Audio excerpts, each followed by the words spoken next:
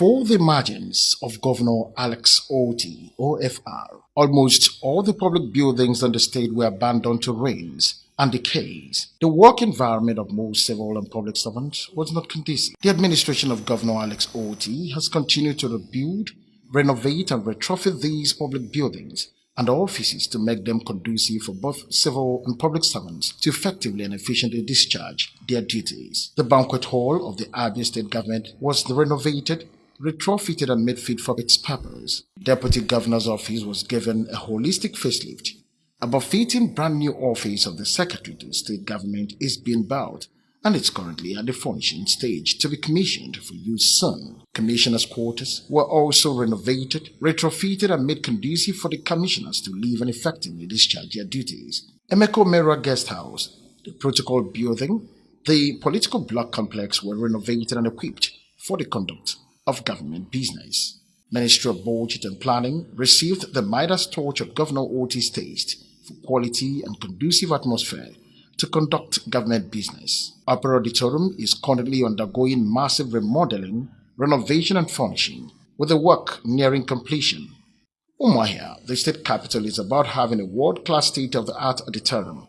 Abia Specialist Eye Center along Abba Road opposite the Hospital Management Board HMB was also renovated. Abia Newspapers Complex was given the firstly befitting of the new Abia to give the people working there a conducive work environment. Ministry of Agriculture is wearing a new look worthy of the new Abia from Fishery Block, Admin Block, ST3 Warehouse and ST4 Warehouse, all wearing the looks of what the new Abia represents. Abia State Law Reform Complex got her own fair share of the massive renovation and retrofitting of public buildings going on across the state. The Abia State Workers' Secretariat was not left out.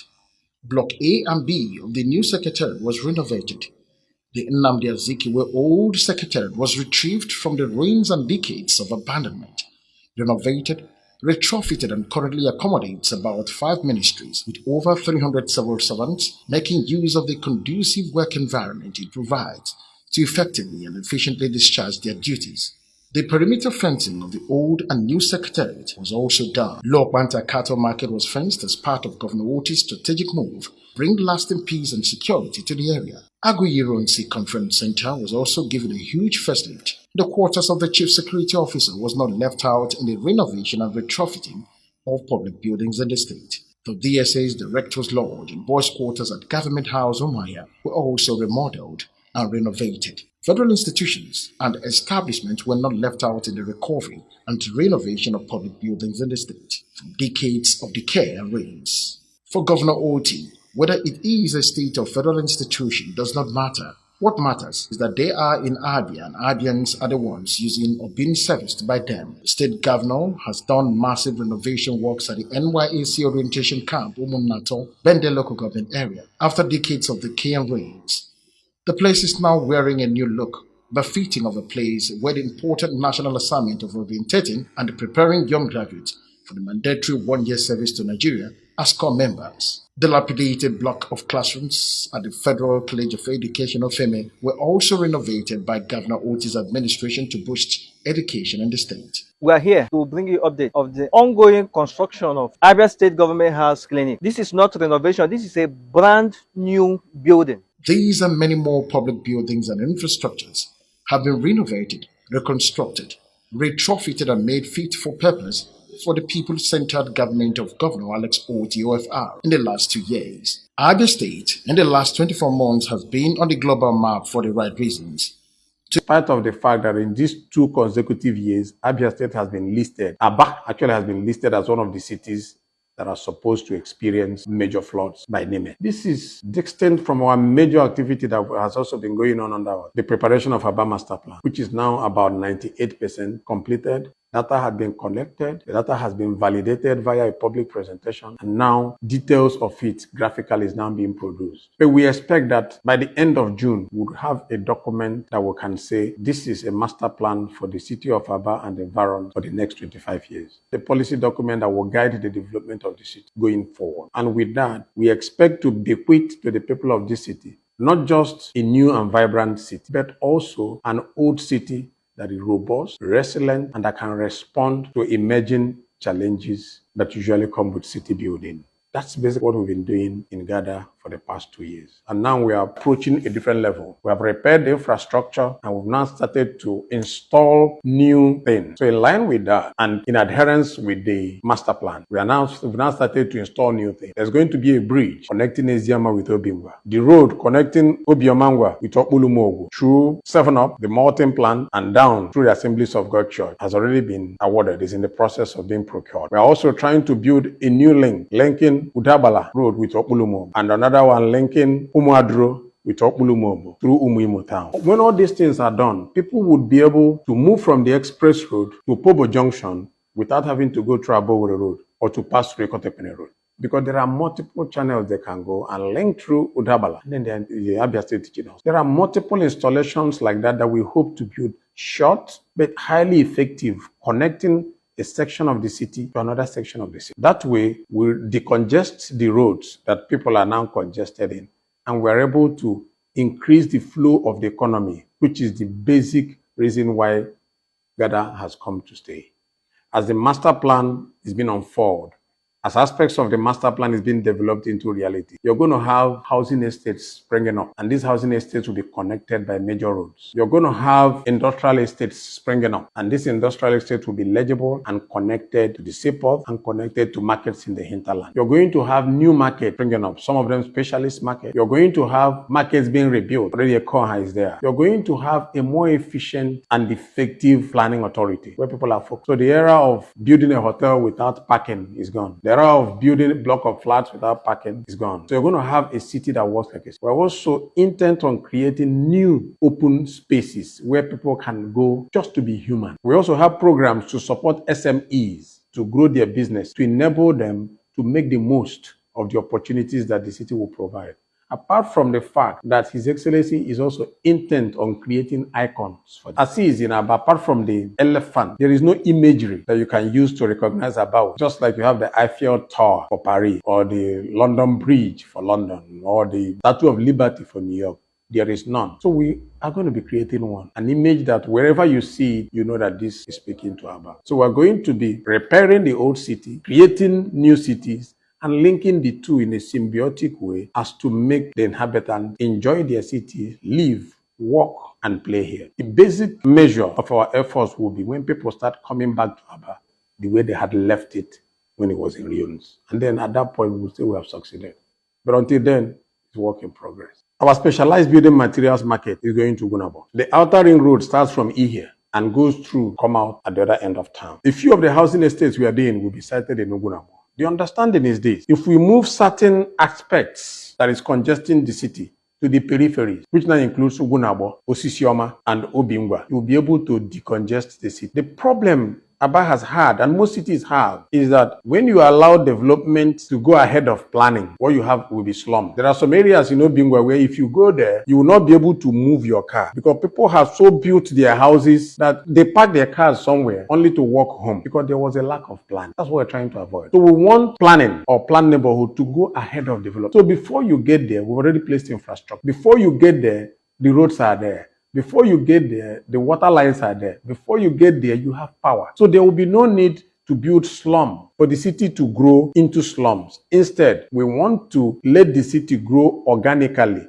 But because we go ahead of development to provide infrastructure, it is controlled, it is organized, and people can enjoy it more. Because when you go to such slums, there are no open spaces. Everywhere is a market. There is nowhere for people to excel. There's nothing for people to enjoy. If Davido is coming to Abba today, there's nowhere where he can go and do an open air show. It doesn't exist, except maybe the stadium. But that's unlike most other cities. So those are the periphery, actually the ones going to enjoy.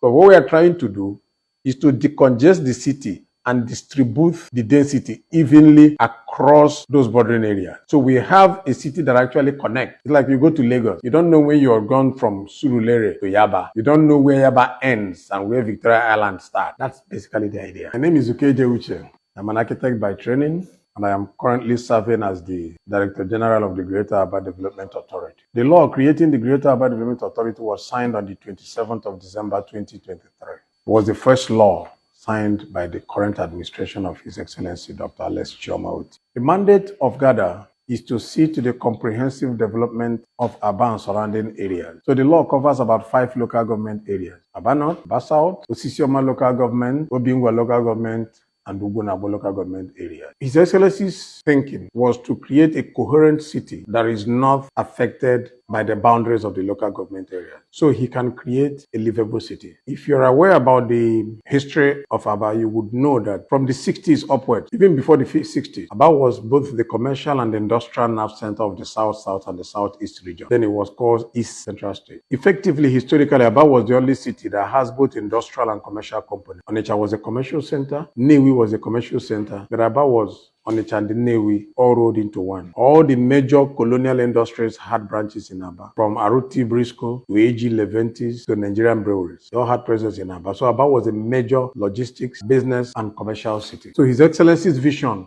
is to bring back Aba to serve in the 21st century what is served in the late 20th century. So that was the vision. And our mandate is to help him achieve his vision. Upon the passage of the law, we immediately set up a structure for the Greater Aba Development Authority. As you can see, our mandate draws across several areas managed by different ministries. We deal with infrastructure, we deal with markets, we deal with housing, we deal with business development, we deal with economic planning, we deal with master planning, which was originally resident or residual in other ministries. So Gada is like a fulcrum where all the competencies required to run a city resides. And from there, you distill out sections upon sections upon sections. So to each part of the city, we give what they think they need in the form of urban renewal. So currently, we are working in the Araria area where we are doing about 3 roads: Umode Road, Bakassi Road, and the Sihotokwa Road. It's been completed, roads marked with street lights, and is currently being used. That entire area is changed. In fact, that area gives you a snapshot into what is happening in the city. I was told reliably by a man that a building was offered to him for 25 million, dilapidated 2-story building when there were no road. It was unpassable. The gentleman bought the same building after the roads were finished for 85 million. A difference of 60 million. It's not 100%, it's not 200%, it's about 400% increment on what was initially offered. And that is the miracle of this administration. Something goes for Port Harcourt Road. Before now, people were begging people to buy their properties. As we speak, there is none for sale. And that is the miracle that good leadership brings. That is just one aspect. We're also doing urban renewal in Omosi Road. So currently work is going on where Ibadan Street meets Omosi. There's Ihoma Street. So 3 streets are being done there. For the last 30 years, the place had been a dump for waste. As at the last count, which will be like last week, we have moved over 1,500 trucks of waste out of the place. If you go there, we are still moving waste as we speak. And when we finish removing the waste, the plan is to convert the place into a market for people that make things, all those boxer shorts, the tailors, so that we can remove them from Imejiaka Street and Ongwa Road and move them into an organized setup where they can pursue their careers without disturbing other motorists. So we are involved in several urban renewal activities across several sections of the city. Just recently, we have completed the Asa Triangle, and as we speak, street lights are being installed. The road has been marked. The drainage is repaired. Those are just aspects of what we have done. We've also responded to a lot of disaster areas like Ovom Street. By the time we came in here, visited Ovom first in September of 2023, we had a 23-meter depth gully. As we speak today, it's filled and people can go to their houses. So those are some of the physical and infrastructural interventions that Gada has done. Because from the beginning, we had a plan. And the plan was, it's easy to say we're building a new city, but are you going to be transplanting people from the old city to the new city? The answer is no. So the strategy was simple. Repair what is existing and start installing the new. So the first 2 years, we have continuously strived to repair the existing city infrastructure, the existing city element. I've been very active, if you know this city well, with flood control. Flood has been a perennial activity in Aba. Every year, it is estimated that the city loses between 2 to 5 billion naira of private property to storm, especially in Ariara area. The glory of God, and due to the leadership of His Excellency, it has not happened for the last 2 years. And it's not by accident. It is because His Excellency declared it an emergency and gave us all the enablers required to have it done. And we got it done. We opened all the tunnels, desilted all the drainages. Oh yes, some of them over time have started to accumulate. But that is why we are here. We will continue to ensure that all the channels flow.